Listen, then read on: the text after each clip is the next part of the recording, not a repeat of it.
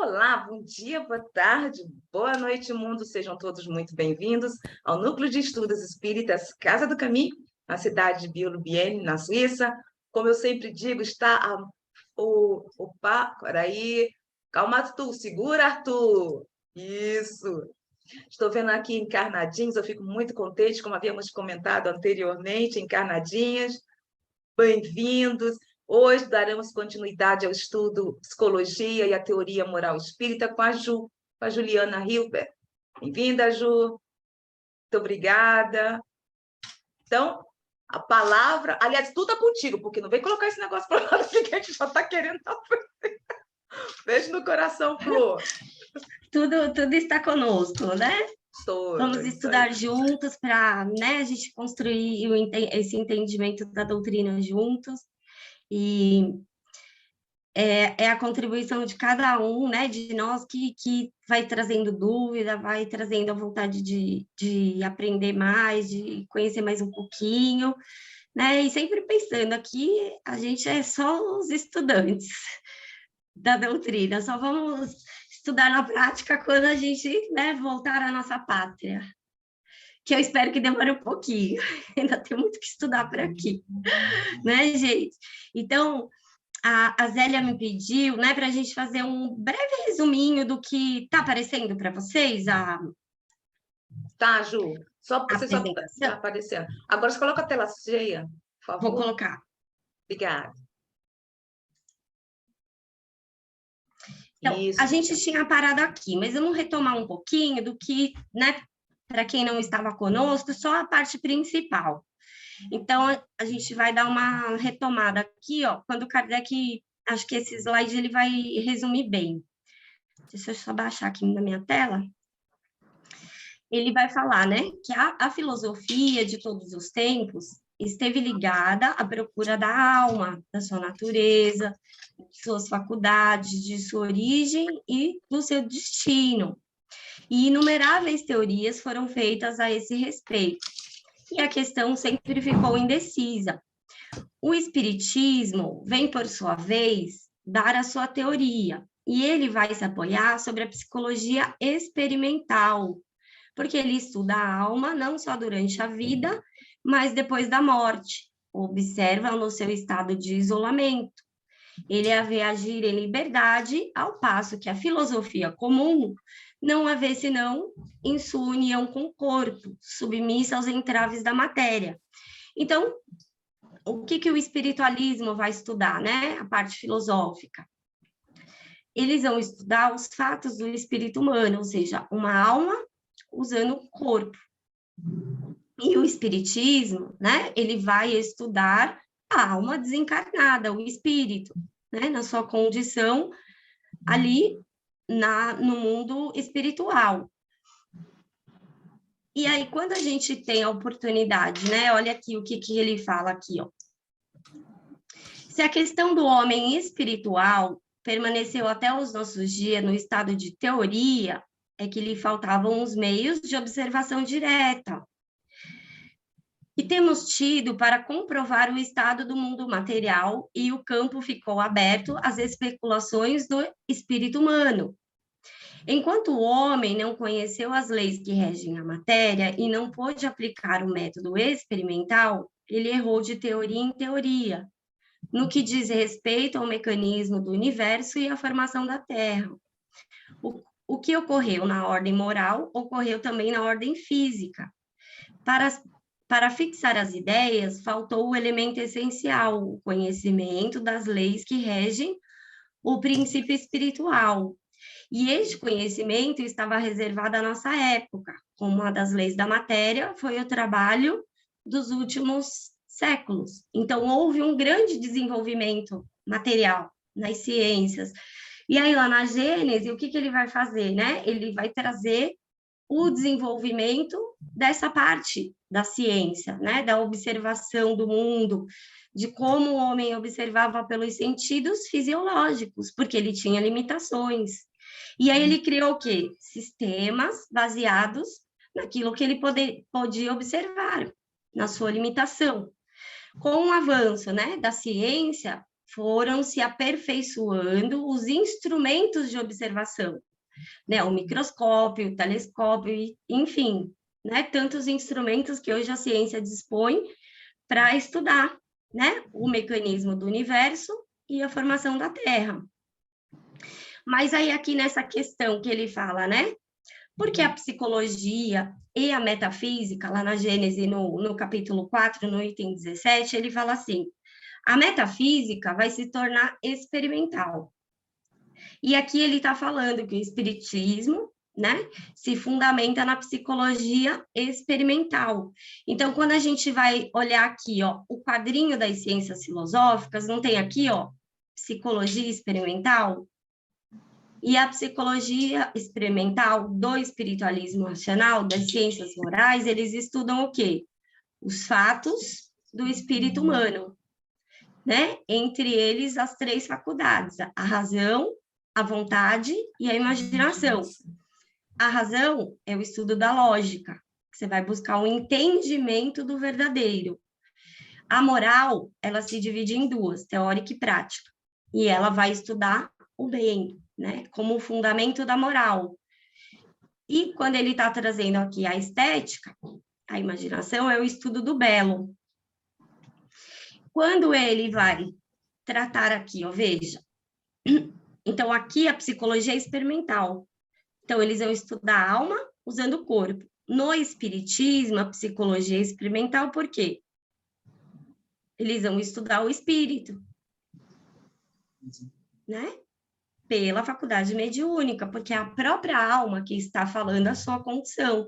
E aí, por isso que a gente tem um prejuízo doutrinário nas adulterações, tanto da Gênese quanto do céu e inferno, e principalmente no céu e inferno, porque a parte experimental está lá, onde Kardec traz a teoria e ele traz o depoimento dos espíritos. Então, por exemplo, quando ele vai trabalhar a questão da reencarnação, então ele fala lá na Revista Espírita, num artigo, que a reencarnação, ela traz para a gente, né, um entendimento, quando a gente passa por uma vicissitude, a gente consegue se colocar no lugar do outro, aprender com aquela experiência. Quando a gente vai pegar no céu e inferno, a gente vai lá ler os depoimentos, então tem um espírito lá feliz e ele está falando o quê para nós? Ela fala assim, a minha prova última foi a da riqueza. Mas a chave do depoimento dela está na parte que ela fala assim, para eu conseguir superar a prova da riqueza, eu precisei passar pelas provas iguais vocês, trabalhando arduamente, porque aí eu consegui entender que não é pelo fato de eu ser rica, né? E o outro ter um trabalho mais braçal, que eu sou melhor que ele. São só aptidões diferentes. Mas para ela compreender isso, ela precisou passar por vários estágios de desenvolvimento, de aprendizado, e ela conseguiu superar a prova da riqueza, né? Porque ela já tinha adquirido virtudes. E aí a gente vê exatamente a teoria se encaixando com a parte experimental psicológica.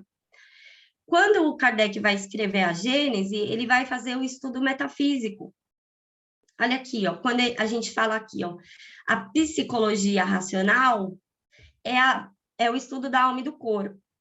Quando Kardec vai colocar lá na Gênese, né, no item 17 do capítulo 4, que com o espiritismo, a metafísica experimental, ele substitui, era como se fosse psicologia racional, seria metafísica experimental, o estudo da alma e do corpo, pelo mecanismo da mediunidade. Aqui na cosmologia, eles vão estudar a matéria-vida, né, os seres, o desenvolvimento dos seres, porque quando eles falam, né, a natureza, o universo, é o conjunto dos seres que estão no universo.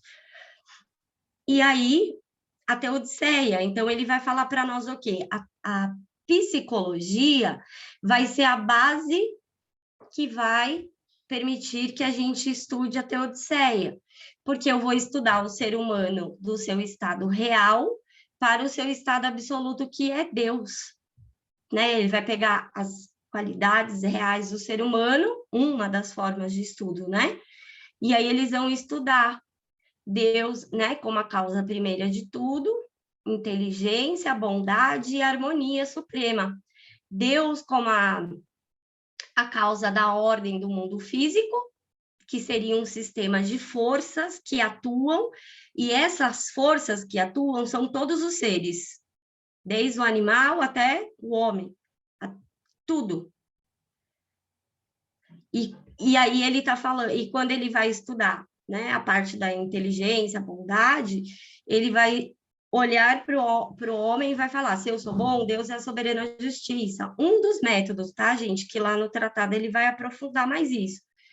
Então, quando ele fala que existe uma harmonia que leva a unidade e a variedade, que lembra, lá na Gênesis, no capítulo 6, no item 11, ele vai dar a síntese desse estudo metafísico, ontológico, né? Que é onde ele vai falar a natureza nunca se opõe a ela própria. Desde o último seres até Deus, existe uma série que se eleva em todos os degraus. E aqui ele está falando exatamente da metafísica, de uma forma assim maravilhosa.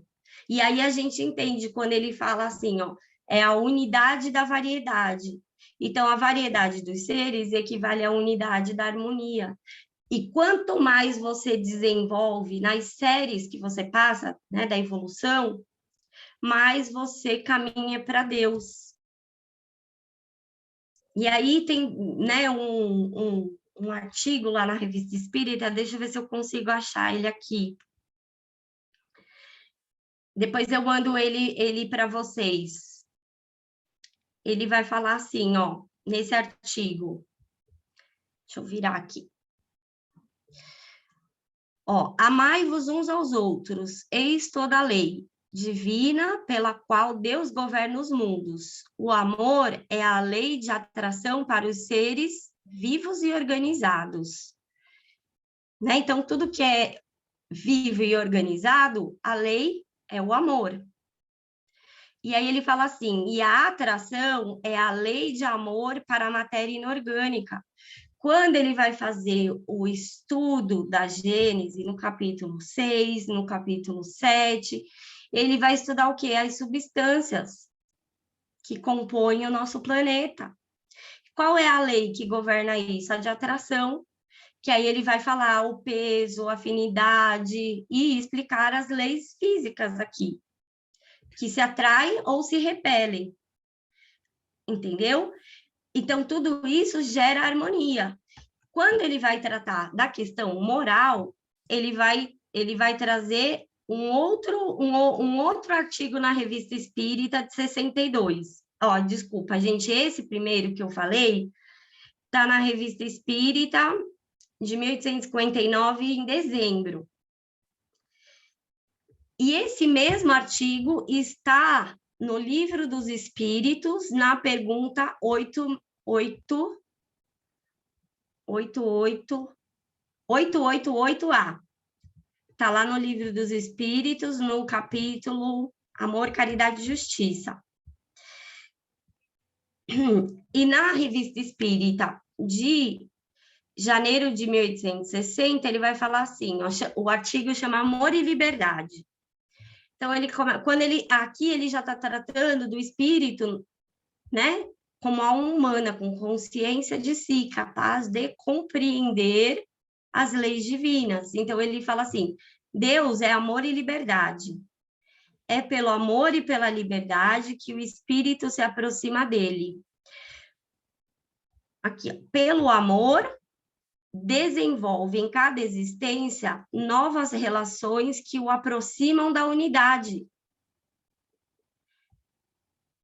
Pela liberdade, escolhe o bem que o aproxima de Deus. Ju, 1860 que você está falando? Isso, janeiro. Qual é?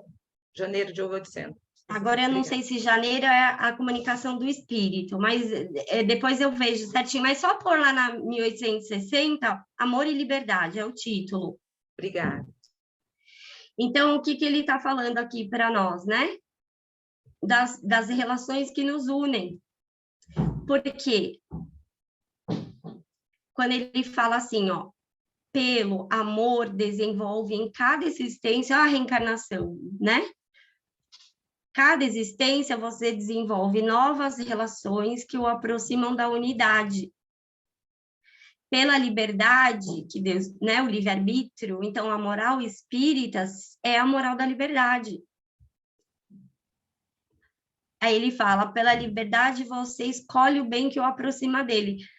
Aí tem um depoimento, né, de um espírito feliz, acho que é o primeiro ou o segundo, salvo engano, no Céu e Inferno, que o espírito fala assim para nós: a minha pátria é o espaço e o meu futuro é Deus. Olha, gente, a profundidade do que esse espírito está falando. Eu nunca mais esqueci desse espírito. Que faz um link com o capítulo da oronografia, quando Galileu fala assim, ó, fecha o olho por um momento e sai do lugar onde você está. Você sai do planeta Terra, aí você olha Marte, Saturno, Urano, Júpiter, Netuno. Quando você olhar para trás, a Terra vai estar pequenininha, bem pequenininha, uma bolinha. Quando você olha para frente, você vai ver que você não andou nada do universo, do espaço. E aí, por isso, esse entendimento que ele vai trazer, né? Da questão do espaço e do tempo. Porque aqui, para nós, a gente está preso ao tempo, mas Deus não. E aí é todo o entendimento, Deus cria de todo sempre. E esse entendimento, né, que de reencarnação em reencarnação, a gente vai desenvolvendo a compreensão, o desenvolvimento e vai fazendo escolhas. Né? No Livro dos Espíritos também tem uma parte lá, aqui agora eu não estou com a pergunta certinha a parte, mas ele vai falar que nem todos os seres desenvolvem perfeição. Ele fala, né, os seres que seguem a sua trajetória, né, evolutiva, não necessariamente vão desenvolver imperfeição. Depois eu passo para vocês a pergunta certinha que não está aqui. Então, quando a gente vai fazer esse estudo psicológico, o que é o principal ali? Ele vai falar, um ato pode ser bom, mas ainda não é uma virtude. Da mesma forma que um ato pode ser mal, mas ainda não é um vício. E é só pela liberdade que a gente consegue fazer escolhas no nosso processo de desenvolvimento, né? Então, ele fala o que para nós, a psicologia, né, do século XIX? Precisa de uma disposição constante. E aí é o hábito de cada uma das faculdades, né, que vai proporcionar o equilíbrio. Aí ele fala assim, o equilíbrio da alma não é o estado de um momento, é um estado constante que nasce do hábito adquirido. Que é isso que a gente vai estudar hoje. Não se preocupem, gente. A gente vai entrar nisso agora, item a item. Agora Esse foi consegui. Aqui. Foi só um resuminho. Alguém quer falar alguma coisa?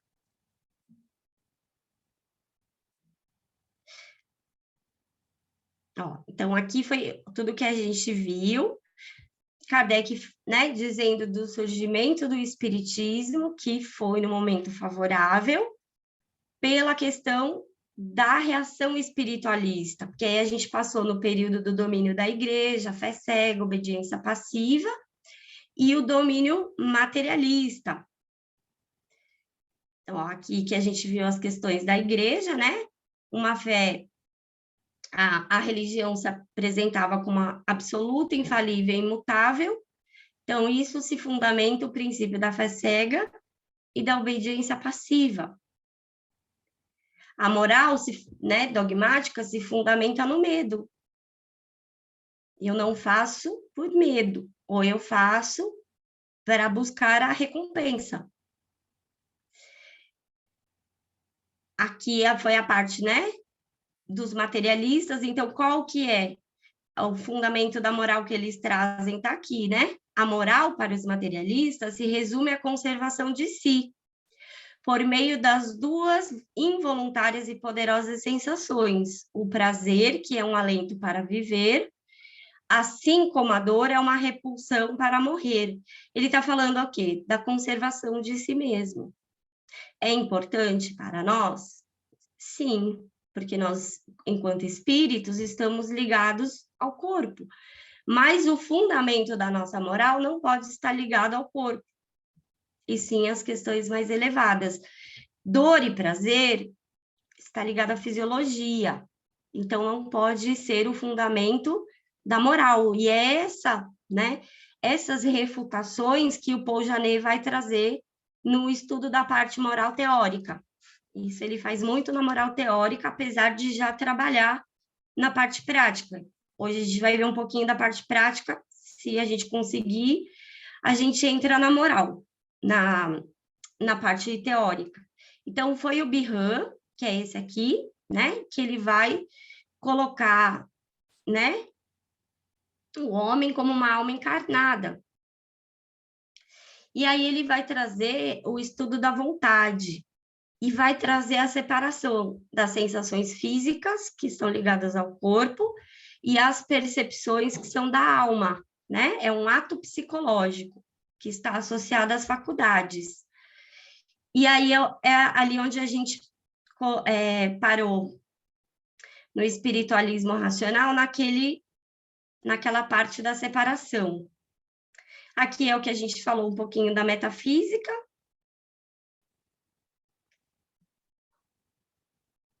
Aqui, a gente parou nesse aqui, certo? Então, eles estão separando, né? Corpo físico, fenômenos fisiológicos, vida animal.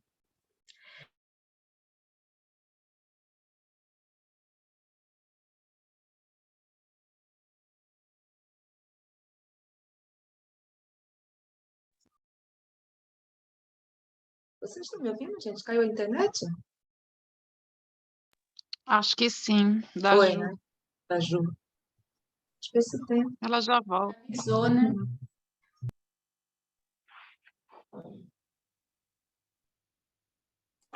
Zélia, vocês estão estudando qual livro que vocês estão estudando?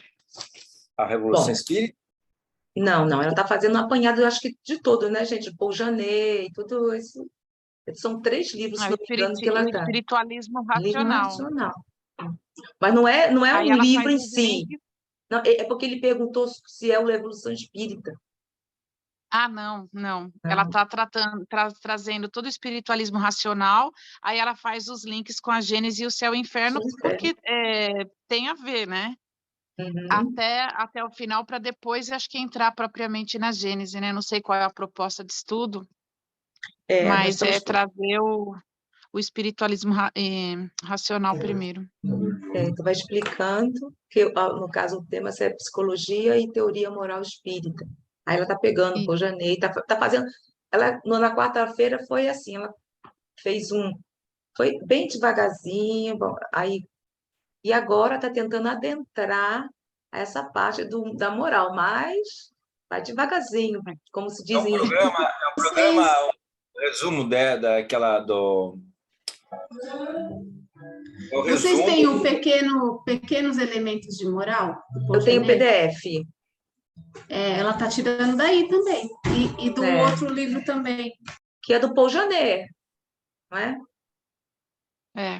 E também, se eu não me engano, é um outro brasileiro também. Ela estava citando uns 3 livros, aí Satiro está entrando. E faz o Céu e o Inferno, é um bocado, ela faz um apanhado de várias obras. Porque seguindo o espiritualismo racional, forçosamente, o entendimento, né, com a codificação. Porque tem tudo a ver, né? Então... Ela deve estar tirando também do Tratado Elementar de Filosofia, do Paul Janet, que tem lá na biblioteca lá no Rio de Janeiro, né? Isso. Aí. Voltei. Voltou. Quer dizer que você voltou geralmente com o corpo físico, a alma, o perispírito, né? Tá vendo? Sou eu aqui. Corpo e espírito. E perispírito. Perispírito, trio, uno. Vamos lá. Trio. Vamos lá, deixa eu projetar aqui e aí a gente continua. Então, ele está fazendo essa separação, né, dos fenômenos fisiológicos e das questões psicológicas, está trazendo a questão das faculdades. E aí a gente vai entrar nessa distinção que ele vai começar a fazer aqui. Ô, Ju, desculpa, quando você caiu, o Adalberto fez uma pergunta sobre os livros que você está se baseando. Aí a Vânia, não foi, Vânia? Nós estamos assim, olha, eu acho que foi do Paul Janet, e quais são o Céu e o Inferno, que eu acho que foi a Vânia que falou, e quais são mais? Sim.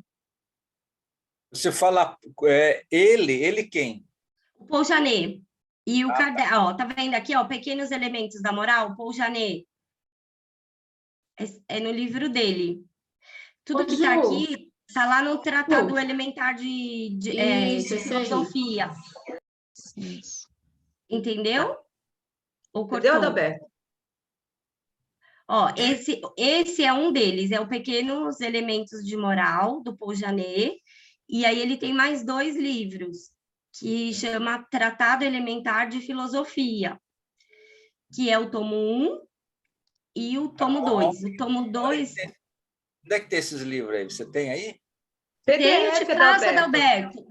Se eu te passei, Zélia? Não, eu já baixei. Tenho eles em PDF.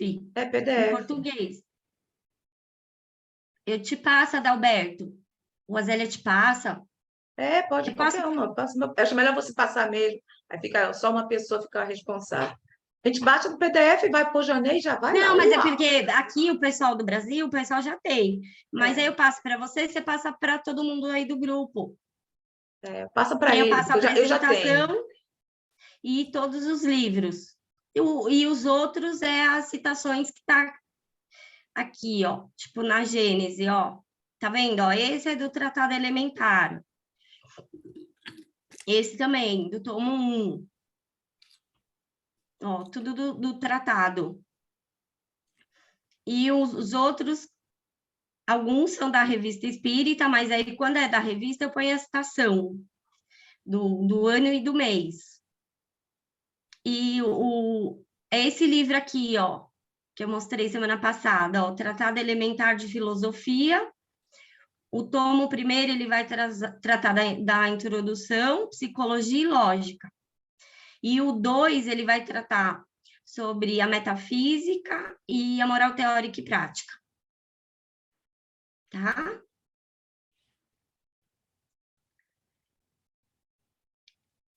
Então, aqui vamos voltar aqui. Quando ele está falando, né? Ó, quando ele vai fazer a distinção, né? Do corpo e da alma, ele classifica que o homem tem uma dupla natureza. Então, pela questão psicológica, né, a alma, ele tem as questões separadas do corpo. Então, ele tem a inteligência, sentimentos, a vontade. E do lado dos sentidos, que é o corpo, ele tem os apetites e as paixões, certo? Então, ele fala assim: o que distingue o homem do animal é se elevar acima dos sentidos, dos apetites e das paixões, e ser capaz de pensar, amar e querer. Esse está lá no Pequenos Elementos da Moral. Então, quando ele fala, né, das paixões, ele está se referindo às emoções, né? O medo, a raiva. Então, as paixões, para o espiritualismo racional, eram afeições naturais, assim como Kardec coloca na Gênese, no capítulo 3, tá? No capítulo do bem e do mal. Ele vai trabalhar a questão do instinto, a inteligência e as paixões, né? Ele trabalha bem profundo ali na Gênese, é um capítulo importante. Então, para o espiritualismo, ele vai colocar que as paixões são afeições naturais, todos nós temos. Porque ele põe que são inevitáveis, ou seja, todos temos. Aí, o que ele vai classificar? As inclinações seriam o que eles chamam de movimentos desordenados. É quando as paixões começam a perder a sua função. Porque o medo, ele não está associado à nossa conservação. Eu escuto um barulho, qual é a emoção que eu ativo? O medo. Só que ela não é uma emoção que tem que me paralisar. Eu vou atravessar a rua, eu preciso da emoção do medo, porque eu vou estar em estado de atenção, eu olho os dois lados, eu observei, atravessei, e aí eu, né, não deixo com que aquela emoção fique ali recorrente em mim. Quando a emoção começa a tomar conta de mim, é o que eles vão chamar, né, das inclinações. São movimentos, né, que seriam afeições naturais desordenados. Mas a gente vai ver mais para baixo bem especificamente isso, só dando uma pré-introdução do que ele está falando aqui, né, dos apetites, das paixões, das inclinações que a gente desenvolve.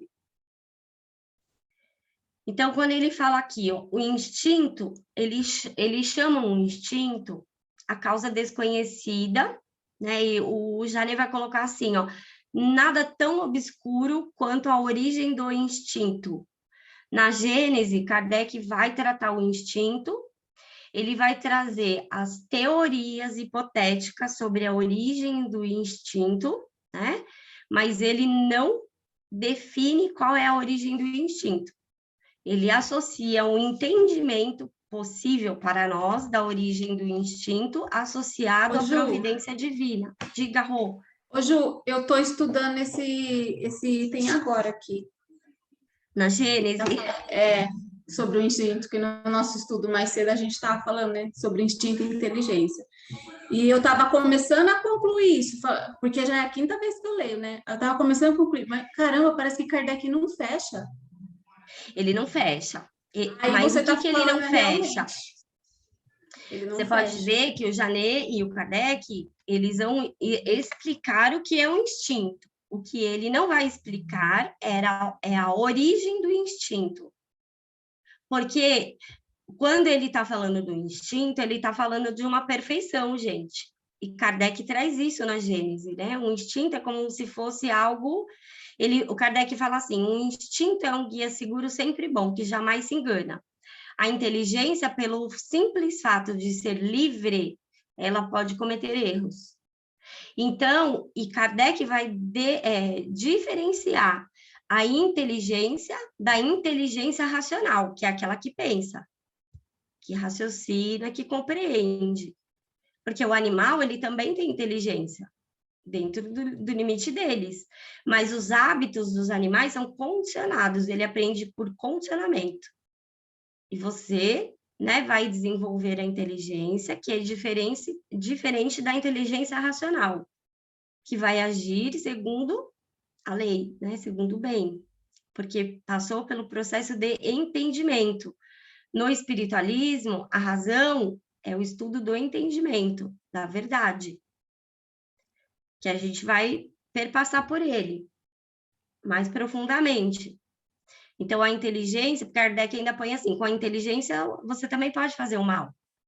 Mas a inteligência que raciocina, que entende, que compreende, essa age de acordo com a lei, que é o bem.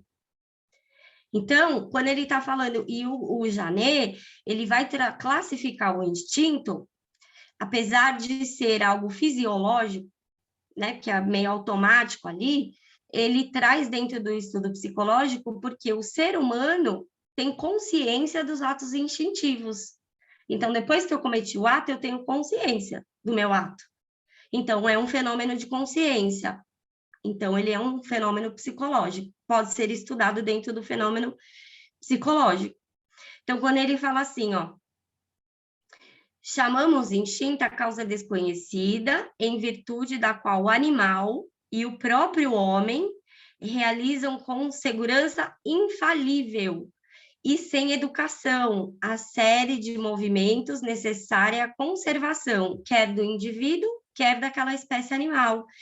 que é o que o Kardec da Gênese, ele vai dar o exemplo do João de Barro. A perfeição que o João de Barro constrói o ninho, né? A portinha, a posição da casinha, e ele faz aquilo instintivamente. Ele não erra, né? E o Janet também vai trazer esse estudo na parte do instinto dos animais, né? Como um instinto, vamos supor, de sociedade, como que eles se organizam ali para não faltar comida para ninguém. Ele analisa vários tipos, né? E aí, uma das teorias vai dizer assim, o animal tem um instinto infalível por causa do hábito. E o Janet vai questionar, não, porque a tartaruga nasce do ovo e instintivamente ela já vai para a água. Não tem hábito ali. Ela nasceu e foi buscar água para conservar a vida.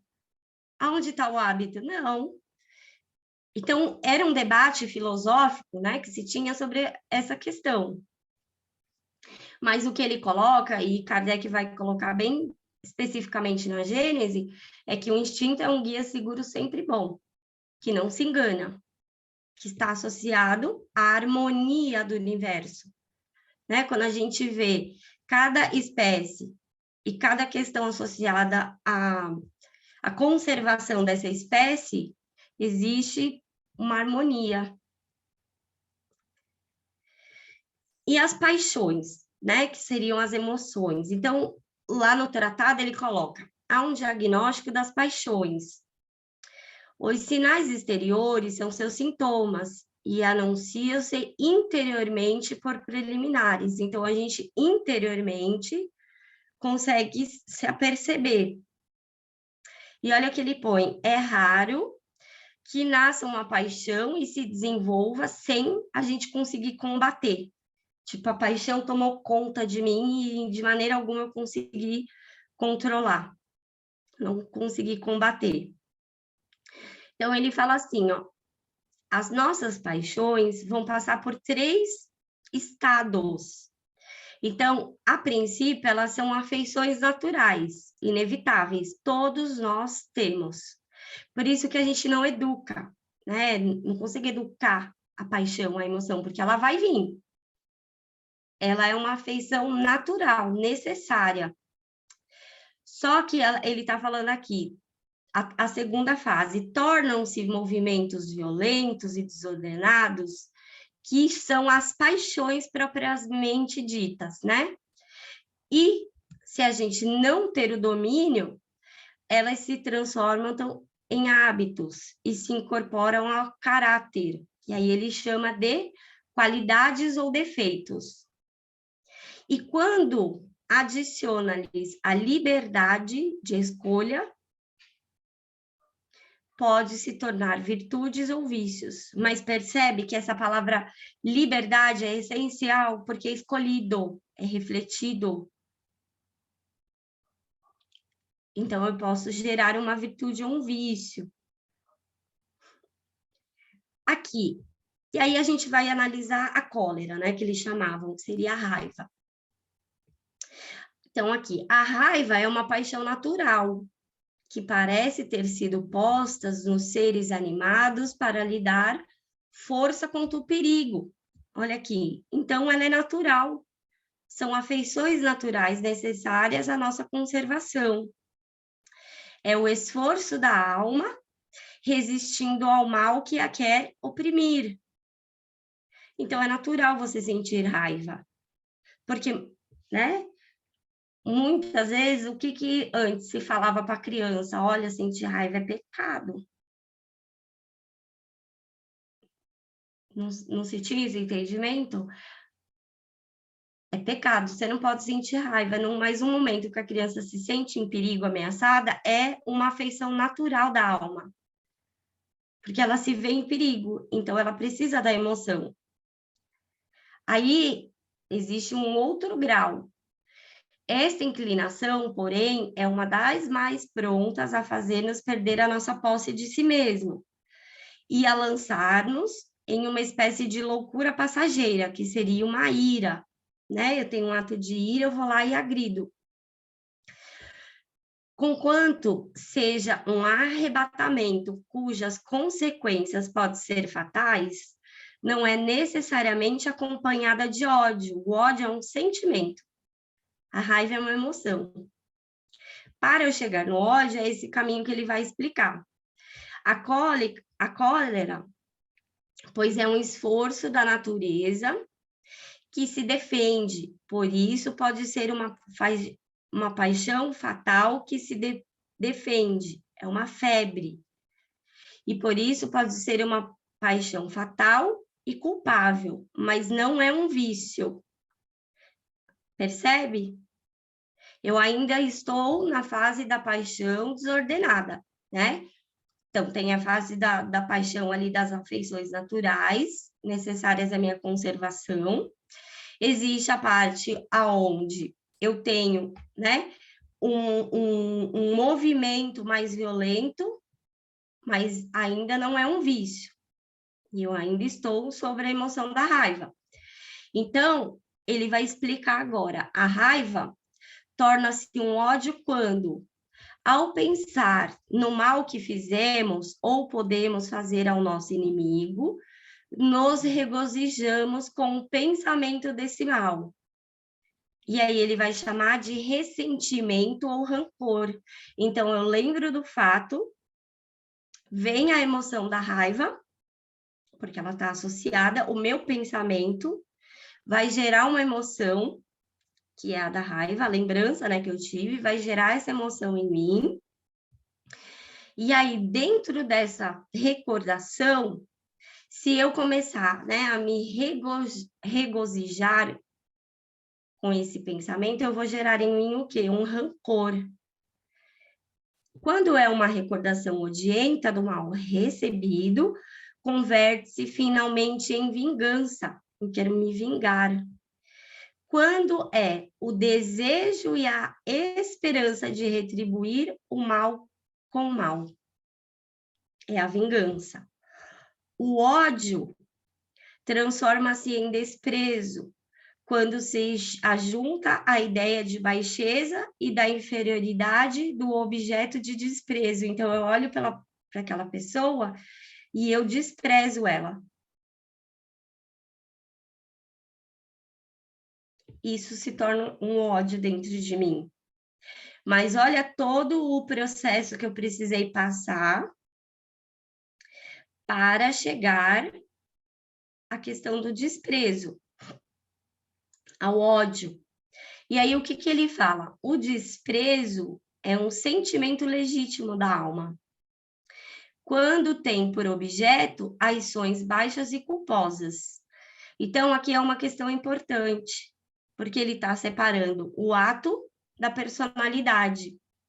Eu posso achar desprezível o ato da pessoa, ou achar aquele ato culposo, perante o meu entendimento.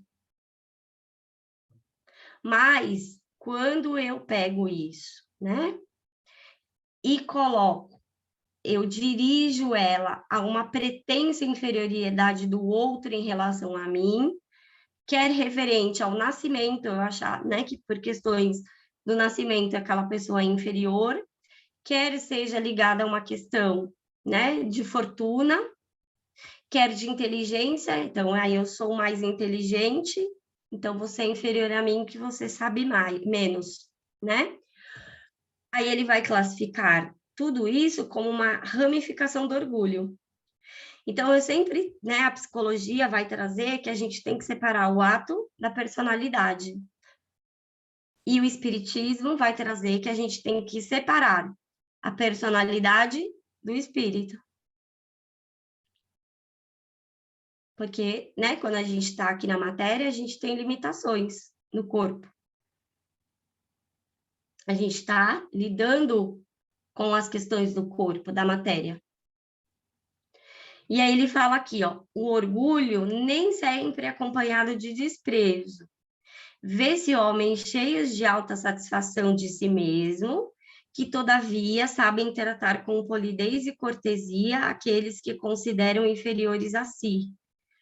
Outros, pelo contrário, esmagam seus inferiores, Então, aqui ele já está falando de um outro vício, né? Que é o orgulho. Então, aqui é a moral que ele vai trazer para a gente. Ali ele estava fazendo aquela separação da questão das questões fisiológicas, tá? Dor, instinto, paixões. E aqui a gente vai ver a moral, que é a parte da filosofia que vai tratar da lei e do fim das ações humanas. Então, ela se divide em duas, prática e teórica, né? Na parte prática, vai se estudar os deveres e na moral teórica, o dever. Então, quando ele está falando aqui, né? Ordinariamente, o estudo da moral teórica procede ao da moral prática, né? Isso é um entendimento da ciência. Porque é mister estabelecer os princípios antes de passar às suas aplicações. Ou seja, primeiro eu preciso ter a teoria para depois praticar. E aí ele está falando, né? Que na teoria dos deveres recorre-se mais à consciência dos homens e à noção, ó, aqui, ó, inata ou adquirida. Inata, onde é aquela pessoa que você olha e ela já tem uma virtude nas suas ações. Então, aquilo você olha e você fala, puxa, é inato a bondade nela. Ou uma pessoa que se esforça, né, para através das suas ações, ela adquirir o hábito, que é o que ele está falando aqui, adquirido, é pelo hábito adquirido. Aí ele coloca assim, né, que eles têm seus deveres do que a tal ou tal princípio abstrato, ou seja, só a teoria, não é só a teoria. Pelo contrário, parece impossível você discutir, como que você vai discutir a teoria, o que é certo ou errado, sem admitir implicitamente, de fato, a moral prática. A quem não admitisse nenhum dever em particular, impossível seria demonstrar a existência do dever geral.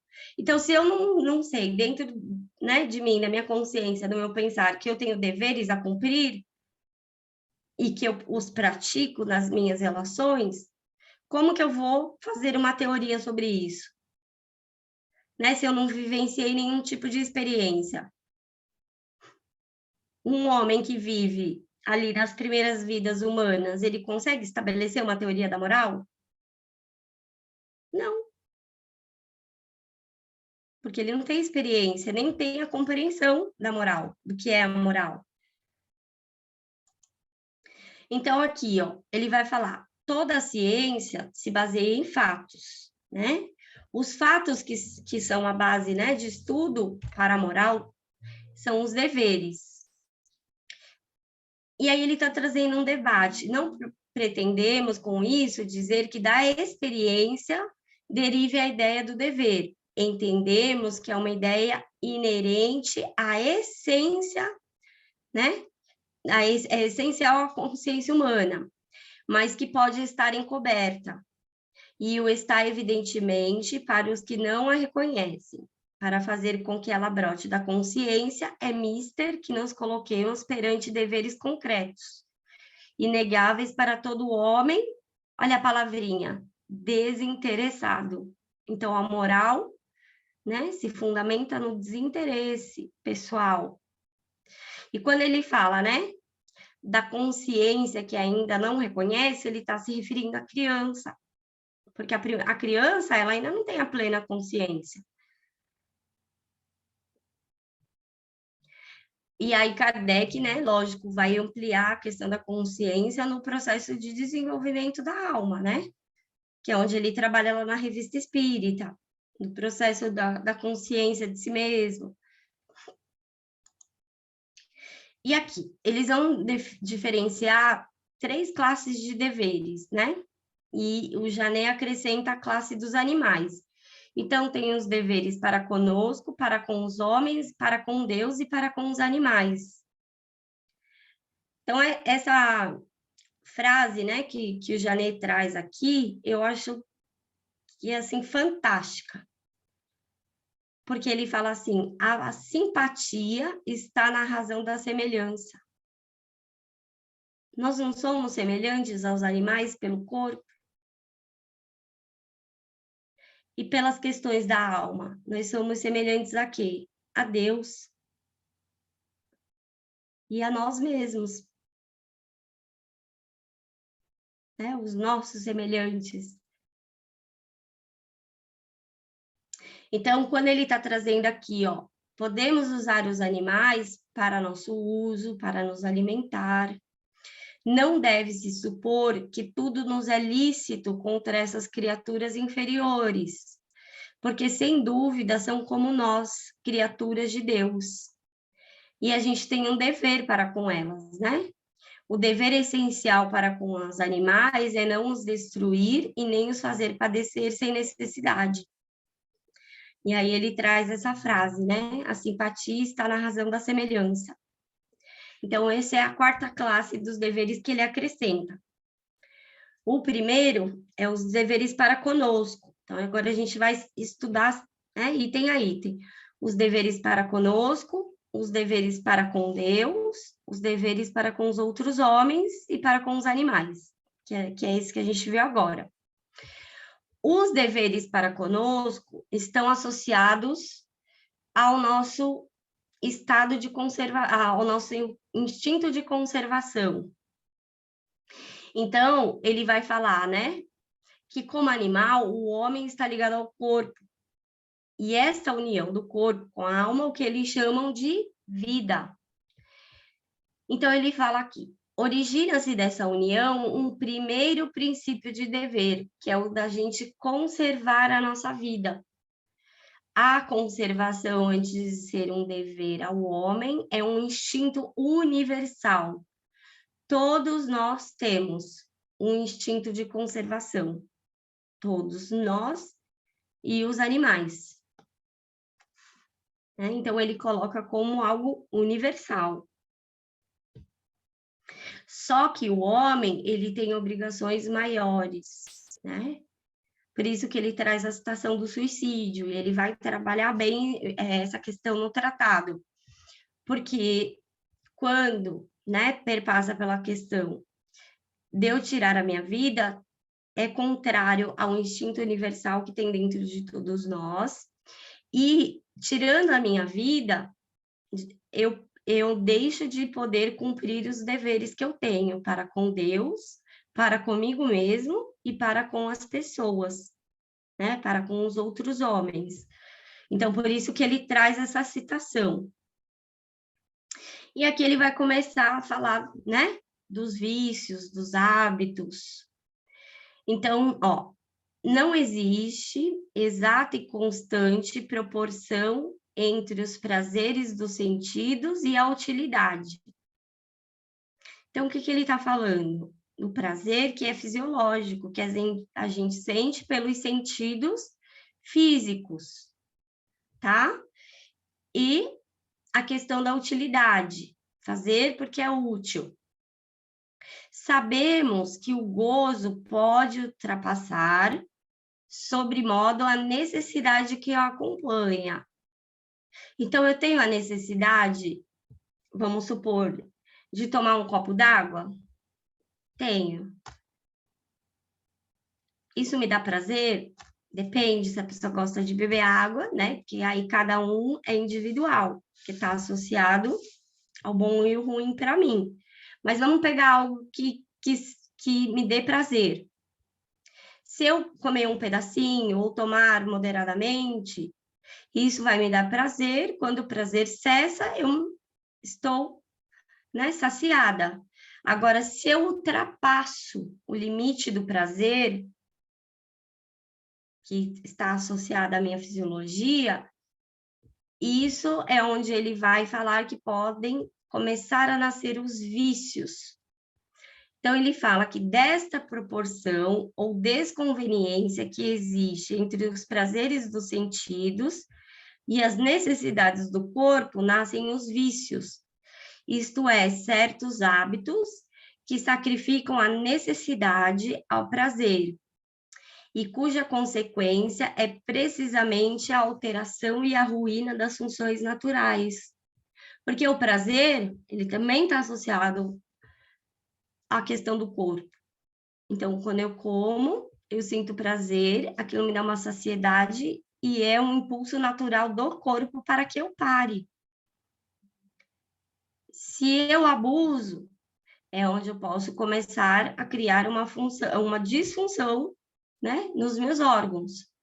O prazer é efetivamente, dentro de certa medida, o auxiliar e, de alguma sorte, o intérprete da natureza. Por quê? O prazer está associado à saciedade. Quando ele está falando do prazer fisiológico, que ele também vai dividir, tá? Mas esse é mais para frente, o outro tipo de prazer que ele vai trazer. Aqui ele está falando especificamente do prazer ligado à fisiologia, tá? Então, ele é como se fosse um limite que a natureza nos põe, da saciedade. Aí ele fala, né? O prazer só se satisfaz à custa da própria função, que é o abuso, né? O abuso dos prazeres do sentido se chama intemperança, e o justo uso desses prazeres é a temperança. Eu trouxe, né, esses termos do espiritualismo porque eles estão presentes na obra, né? Tanto no Evangelho, quanto no Céu e Inferno, quanto na Gênese não tanto, porque ele trata mais de outras questões, no Livro dos Espíritos, né? E aqui, esse desenvolvimento da psicologia, ele nos traz um entendimento do que está sendo trabalhado ali, né? O que é uma pessoa que tem a intemperança? Em que sentido os espíritos estão falando isso? Né? Se o espiritismo é um desenvolvimento do espiritualismo racional, é esse processo de desenvolvimento do ser que é importante para a gente compreender. Então, quando ele fala Ju, aqui, ó... Ju, olha só, quando nós falamos, quando o espírito está desencarnado e que ele sente fome, frio, então, não estaria eles têm essa sensação do frio e da fome, porque ele não pode estar sentindo fome nem frio. É uma sensação que ele está trazendo do corpo. Então, a sensação, que é aquele estudo Sensações e Percepções dos Espíritos, que tem esse estudo lá, tanto no Livro dos Espíritos, quanto na Revista Espírita. Kardec traz esse estudo. Ele vai falar que é como se fosse uma lembrança, o resumo do resumo, tá, gente? Porque as sensações que o espírito tem é diferente das sensações, das necessidades fisiológicas que a alma tem quando encarnada, porque o perispírito não tem fisiologia, mas é pela lembrança ou pelo um hábito, porque o hábito condicionado, ele me leva a fazer as coisas sem reflexão, certo? Agora, o hábito adquirido, que está associado à virtude, ele passa totalmente pelo esclarecimento da vontade, da faculdade da alma, da razão. Associa-se à vontade, que é a ação no bem, que ele vai associar à força da alma. Mas as sensações que os espíritos trazem lá no estudo das sensações e percepções dos espíritos, ele vai trazer que as sensações do espírito é diferente. É como se fosse uma lembrança. E por que que ele tem? Porque ele ainda é um espírito que está muito preso à matéria. Né? Eu só queria agradecer. O estudo é muito profundo, a psicologia racional, né? E eu gostaria de participar mais. Infelizmente, o horário aqui é complicado, né? 3 horas da manhã, o raciocínio já não funciona direito. Eu achei que está indo muito rápido, né? Mas não é rápido, porque vocês já estudaram isso, já estão... Estou tentando pensar alguma coisa aqui, mas não, minha cabecinha não está muito lento, né? Não, mas sabe por quê, Adalberto? Porque ele está aqui... Por que eu estou indo item a item? para a gente poder ir no mesmo raciocínio que ele, e lá para frente, quando a gente estudar a moral teórica... Não estou reclamando, não. Eu sei, mas é porque é difícil mesmo.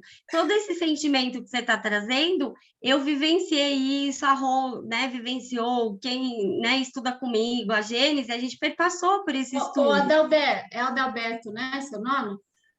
É.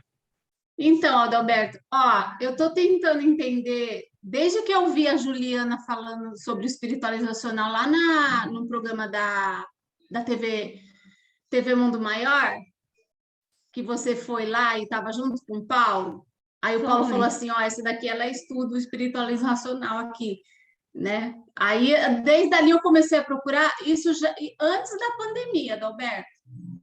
E assim, numa caminhada de 1.000 quilômetros, eu andei 20 até agora.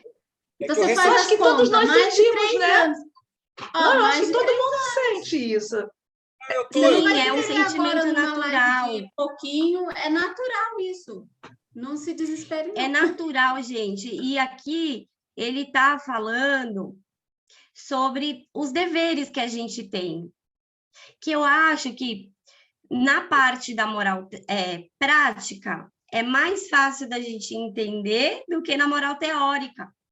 Desculpa, ao contrário, na moral teórica, para mim foi mais fácil do que a parte prática, porque aqui ele está separando bem as questões do hábito, da questão, né, do vício, das paixões, das emoções, mas quando ele chega na moral teórica, ele vai fundamentar onde? No Evangelho. E aí é onde vai clarear, porque a gente vai conseguir ver os tipos de moral que se fundamentava. Vou adiantar um pouquinho para vocês verem, ó. Deixa eu ver se eu acho o slide que ele fala bem focadinho. Quer ver? Então, até aqui ele está trazendo tudo que é a moral prática, ó. Tá vendo? Deveres com os animais, os deveres para conosco mesmo. Então, a vida, a temperança, o trabalho, a inteligência, que é o nosso dever de nos instruir, a prudência, né, que ele vai falar, a instrução e o bom senso conduzem à virtude que chama a prudência. Aí ele vai falar a veracidade, que seria o quê, né? Aí ele vai trazer dentro da veracidade o vício e a virtude. Dentro da veracidade seria a veracidade seria a virtude e o vício a mentira.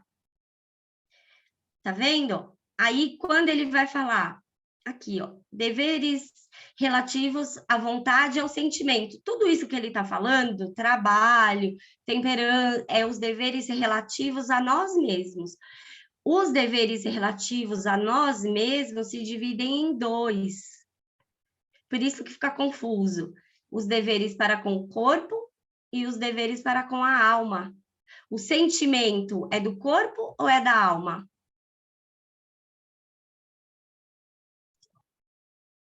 O sentimento não é da alma? É da alma. O prazer é da alma ou é do corpo? Do corpo. Do corpo. Por isso que ele está começando a falar dos deveres do corpo. Aí quando ele vai para a temperança, para as virtudes ou vícios, ele está falando dos nossos deveres enquanto alma humana. Então, aqui são os deveres para conosco, vontade e o sentimento. A vontade é a força da alma. Aí ele fala da dignidade pessoal. Aí ele vai falar aqui da vaidade e do orgulho, não são, né, duas virtudes, uma virtude, um vício. A humildade não é uma virtude. A vaidade e o orgulho não é... A humildade é uma virtude e a vaidade e o orgulho são vícios. Vícios morais, que são diferentes das questões fisiológicas. Então, aí quando ele trabalha os deveres, ó, os deveres para com os outros, deveres para com marido e mulher, pais e filhos, os filhos com os pais, os filhos entre si, o casal, o dever paternal, maternal e o fraternal, que é para com todos os homens. E aí ele traz, né, os deveres com os homens em gerais. Olha aqui, ó. Fazer o bem aos homens e não lhe fazer eles mal. Quem falou isso? Oi, Zélia. Foi Jesus? Jesus. Não faça o outro que não gostaria que fizessem. Então, esse é o dever geral de todos os homens. Só que aí ele vai explicar, né, a questão mais aprofundada. Porque isso é tudo que é o fundamento do quê, ó?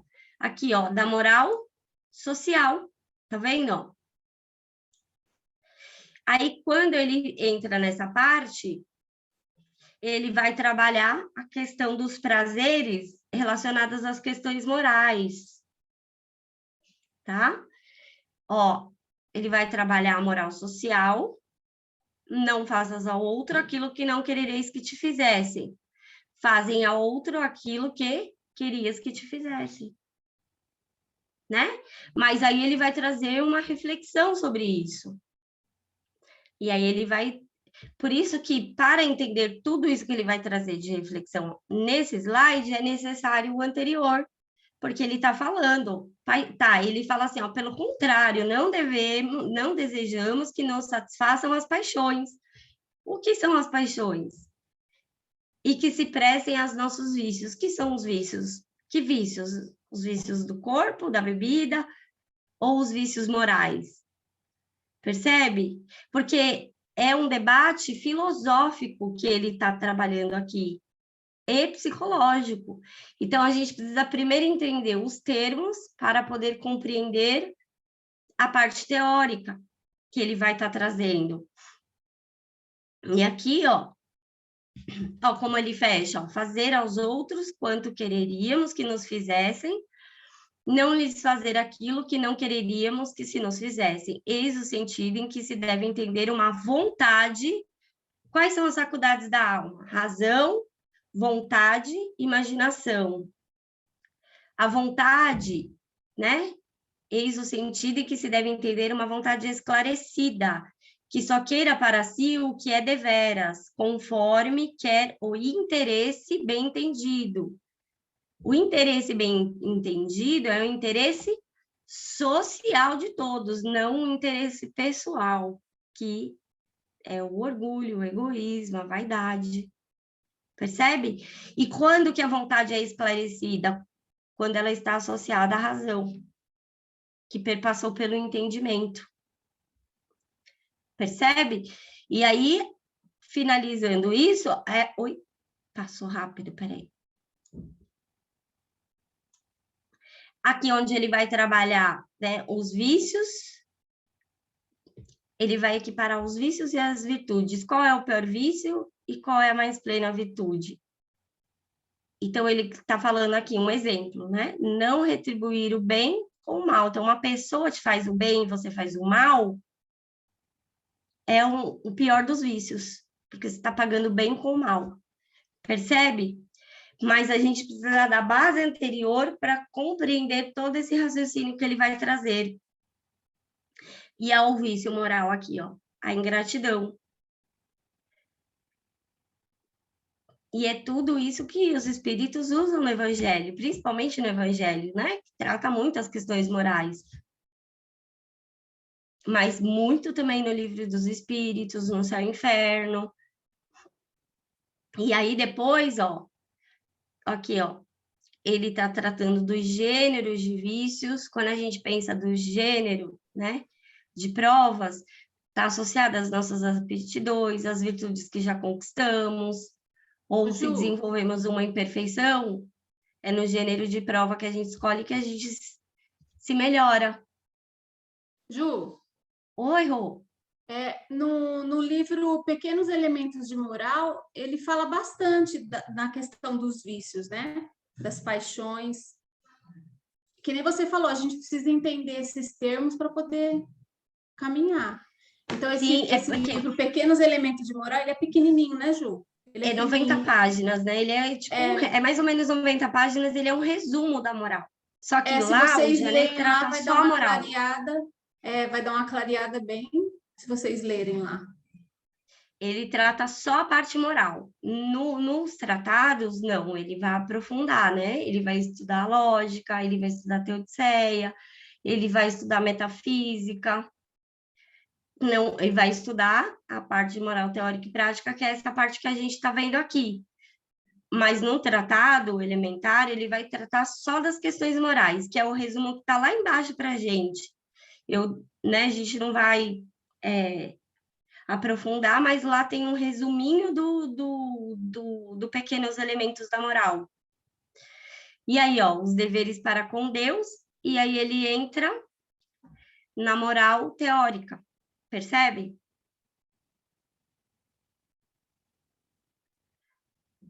Ó, quando ele fala, o homem é o quê? Livre.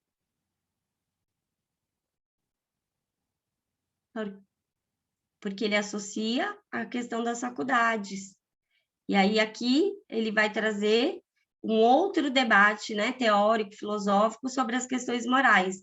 Aí ele traz a moral materialista, né, ele sucinta ali, dá uma pincelada na moral dogmática, que é o castigo e a recompensa. Ele vai debater com uma outra proposta moral, que seria a moral dos sentimentos. A moral tem que estar fundamentada nos sentimentos. E ele vai refutar isso, né? Ele vai falar que só o sentimento não basta, precisa-se da razão, do entendimento, né? Porque a razão compreende, ela busca a verdade. E aí ele vai perpassar por todos esses debates, tá? Aqui, ó, ele traz o debate da moral do interesse e a moral do sentimento, a moral materialista, que é a moral do utilitarismo, e aqui a diferença do prazer e do bem, e aqui o interesse, né, geral, que é um outro tipo de moral, que ele vai debater também, ele vai refutar, né? E aí a moral dos sentimentos, que eu falei, e depois ele finaliza, né? O que é a moral?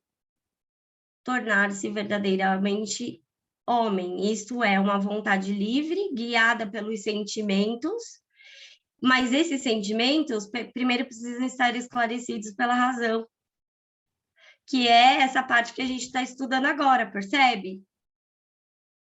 Passa pelas questões do corpo, mas você é uma vontade ativa, uma alma. E aí onde ele fala que as questões da alma precisam sobrepor as questões do corpo. Aí você é uma vontade livre. E os seus sentimentos estão associados ao quê? A virtudes. E esclarecida pela razão.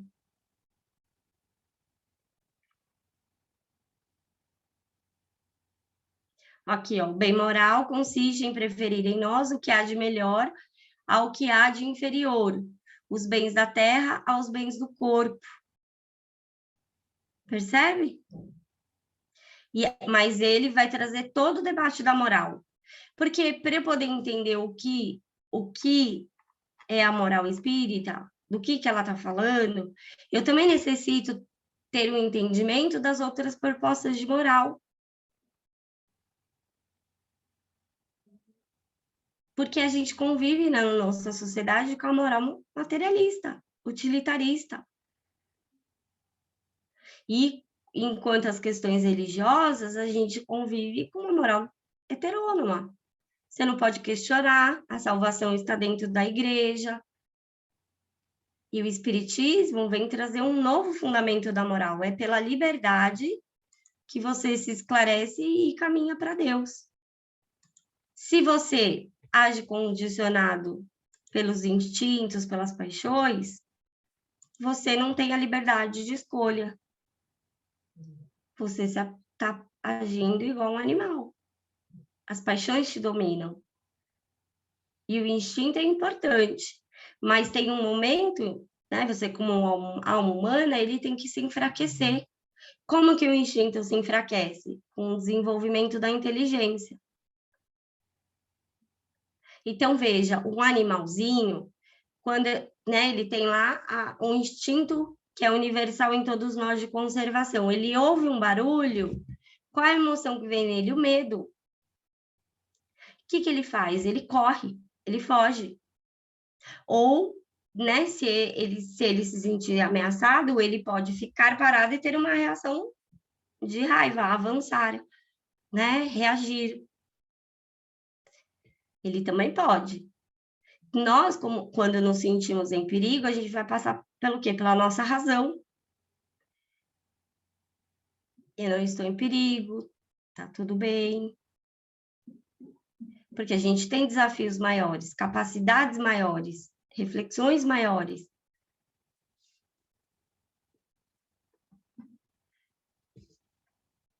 E todo esse processo psicológico, Kardec trabalha lá na Gênese, trabalha no Céu e Inferno, e lá no Céu e Inferno ele vai focar especificamente, né, na moral que propõe a Igreja. Vai perpassar pelas questões do céu, do inferno, vida futura, não é isso? E ele vai explicar, usar a filosofia e o entendimento dos espíritos para explicar tudo isso. A alma é criada perfeita? Não, a alma é criada na nulidade. Somos semelhantes por quê? As almas foram criadas iguais. Todos são filhos de Deus. Deus é um. E aí, né? E toda a parte de ensinamento que os espíritos, né, ampliaram, tanto da questão moral, porque eles falam disso no primeiro capítulo da Gênese, né, quando ele vem perguntar da moral, né, que o Espiritismo propõe, não é outra senão a do Cristo. Mas todos compreenderam tudo que o Cristo falou? Não. E é exatamente naquele slidezinho que eu mostrei que ele fala, nós precisamos aqui parar e entender o que isso que o Cristo disse quer dizer. Porque para o materialista, o bem para ele é o prazer absoluto, e o mal é a dor. É algo que lhe causa dor. Só que dor e prazer são fisiológicos. É do corpo, não pode ser o fundamento da moral. Essa é a refutação do espiritualismo em cima do materialismo. Por isso que a gente veio naquela sequência cronológica no primeiro estudo. Primeiro o domínio da igreja, depois o domínio materialista, a incredulidade, a doutrina do nada, vai em busca do prazer e fuja da dor. Qual é o freio moral? A lei. É a lei que te diz o que você pode ou não fazer.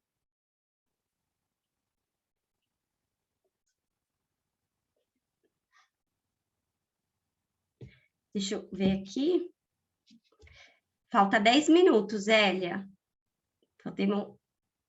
Sim, falta 10 minutos. O que vocês acham? Vocês querem disso que eu expliquei, quer parar e conversar um pouquinho? Eu acho melhor, porque não vai adiantar, né, Ju? Vamos conversar. Vamos conversar. O quê? Falar sobre essa moral que eu já... Uma pergunta, apesar de ter chegado agora. Perdi o melhor. Não, está por vir. Isso é só o início, Leide. Que nós estávamos falando, adentramos na moral. E haja equilibrar os vícios Panos para as e os hábitos adquiridos. Porque para a gente fica mais fácil, porque tem o estudo da própria psicologia. E a gente vem né, assim, uns 3 anos, 4 anos estudando. Então, é uma construção do entendimento. E esses mesmos sentimentos, né, que a Adalberto falou, que você falou, eu também senti. Muitos que estudam lá comigo também a gente sentiu, né? A Rô mesmo falou. E é uma construção. Não adianta a gente achar que na primeira vez a gente vai entender, porque não vai. Né? Ei, Ju, não adianta você dar a frase pronta. É como se a gente parasse de existir, assim, a gente fica assim, Agora, se você pegar o livro e lendo e participar de grupos de estudo, e nas horas vagas você ficar meditando, aí vai. Só que vai tempo, né? Vai esforço, vai vontade, vai tempo. Mas esse material, a gente vai conseguir construir esse entendimento. A primeira vez que eu ouvi falar, eu nunca esqueço, né? Eu estava lá no centro, lá em Guarulhos, em Jesus é o Caminho, aí no seminário do Paulo, ele fez aquela pergunta que a gente quase cai da cadeira, né? Qual é a moral que fundamenta o espiritismo? A caridade, eu não sei o quê. Mas tá, e o que? Aí ele faz aquelas perguntas que, né? E o que é a caridade para o espiritismo? Aí Ô, Ju, aí você vai ficando assim, né? Ô, Ju, e quando ele fez, que eu fui nos três encontros, assim, quando era presencial, que ele fazia essa pergunta. E quando ele fazia essa pergunta, aí você pensava, e tem mais de uma moral? É isso, Rô, exatamente. E eu falava, mas do que ele está falando? Aí ele vinha lá com toda a explicação dele, 3 horas de seminário. Gente, a primeira vez que eu vi um seminário dele, e eu, né, a minha formação é em psicologia, eu falei, mas de que psicologia que esse homem está falando, que eu nunca ouvi falar sobre isso? Nem na faculdade. Não tem esse estudo do século XIX. E se você está nessa, né, que tem a base, imagine quem não tem. Então, aí eu falei, gente, como que eu vou estudar isso? Eu preciso aprender isso. E aí eu fui estudar o Janet, e eu adoro o livro do Janet, gosto muito, porque me trouxe o entendimento do que o Kardec... Porque, gente, o Kardec, ele trabalha essas questões, mas ele não vai trazer a teoria. Olha tudo que a gente fez de slide e não passou nem metade do que o Janet fala no livro dele. São 1000 páginas. O brasileiro tem uma boa fundamentação de moral católica, né? E é tão absoluta que a gente não tem espaço para pensar que existem outros tipos de filosofia, de moral, né? Aí fica difícil refletir. Mas, assim, a minha pergunta era o seguinte, quer dizer que em qualquer período, baseando nessa moral, quer dizer, porque na época de Caim, né? A gente lê lá no Velho Testamento, nós somos filhos de Caim, quer dizer, a gente já parte de um braço de mentalidade materialista, né? Então, já vem na antiguidade essa nossa tendência, não é? De moral materialista. Kardec vai trazer, né, o estudo de Adão e Eva, na Gênesis, ele traz também no Livro dos Espíritos, né? Mas ali na Gênesis ele traz um foco importante. Quando ele traz isso, ele está fundamentando o estudo aonde? Na psicologia. Porque ninguém pode ser responsável pelas ações dos outros. Isso não está de acordo com o quê? Com aquilo que ele vai trabalhar no céu e inferno, a justiça divina. Como que você vai responder por algo que você não fez? E a psicologia, não sei se está aqui nesses slides, né? Mas o Janet trabalha isso de uma forma fantástica. Aí ele ainda fala assim, você pode ser responsável sim por outro, pelo seu filho, até que ele tenha capacidade de responder por ele mesmo. E aí a responsabilidade tem graus. Percebe? Que é esses graus de responsabilidade, de entendimento, de consciência que a psicologia do Janet vai trabalhar, porque existe a consciência ignorante. Então, ele coloca a criança como uma consciência ignorante, porque ela ainda não tem a amplitude do entendimento. E se a gente pensar pela questão do espiritismo, quando você, né, está ali no seu processo reencarnatório, quando criança, você já está ali com todas as faculdades do espírito despontada, já despertou todas as aptidões que você traz no seu espírito? Não. Né? O próprio a própria biologia, né? Todo o estudo da neurociência que hoje a gente tem, né, desenvolvido, vai trazer os processos de desenvolvimento do corpo, os processos neurológicos, a poda neuronal, que só acontece na adolescência, percebe? Por isso que a psicologia estudava separado as questões do corpo e as questões da alma, mas, ao mesmo tempo, você está unida à alma. A alma está unida ao corpo. Por isso, a divisão de deveres. Os que estão associados ao corpo e os que estão associados à moral. Mas a gente vem nessa construção, e isso é muito forte em nós, da perfeição. Deus criou a gente perfeito, Deus criou a gente perfeito. Então, tudo que você faz é o pecado, é o erro. O Espiritismo vai trazer uma visão, um entendimento oposto. A reencarnação não é, né, você estar aqui para pagar o seu erro, porque você degenerou e sofreu a queda. Como o entendimento que ele traz, né? Ele vai estudar o Adão e Eva na Gênese e vai estudar a questão da queda no demônio. Não vai estudar a questão do Lúcifer? E aí, Kardec traz todas as refutações. Isso está de acordo com a justiça de Deus? Não, gente. É ilógico. Como que um ser, na sua plenitude, né, de inteligência, de sabedoria, de compreensão, vai se revoltar contra Deus, porque Deus escolheu Jesus como ponto de ligação, olha só, entre os homens e Deus. É a visão dogmática da igreja. E aí o Espiritismo vem desconstruir tudo isso, desde o entendimento lá do duplo princípio do bem e do mal. Não existe duas forças, o bem e o mal. Existe uma força, é o bem. O mal é um estado que nem todos passam. E isso ele escreve lá no Livro dos Espíritos. E para a gente fazer essa desconstrução de tudo isso dentro de nós, é importante o entendimento psicológico para que a gente entenda as fases de desenvolvimento do espírito. Porque é um desenvolvimento onde você vai ir gradualmente. Kardec não fala toda hora essa frase, a natureza não dá saltos, gente. A natureza não dá saltos.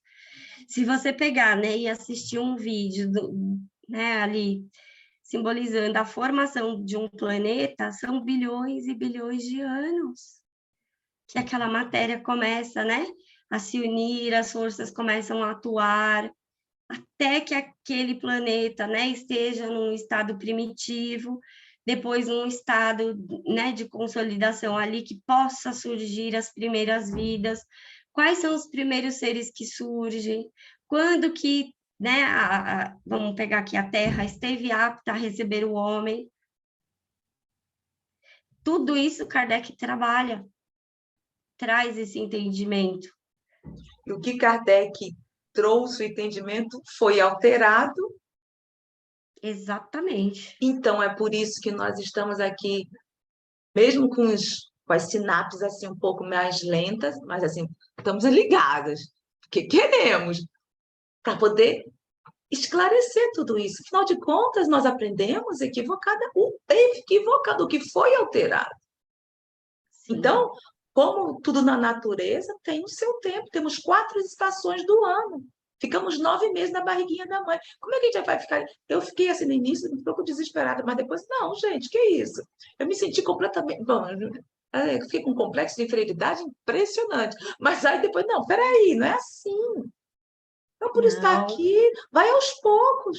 A gente se desespera, né? Então, é isso. Eu vou parar a gravação. Kardec, tá. Eu vou parar a gravação. Ele fala uma frase assim, ó, guarda para você. Estamos no período de gestação da moralidade.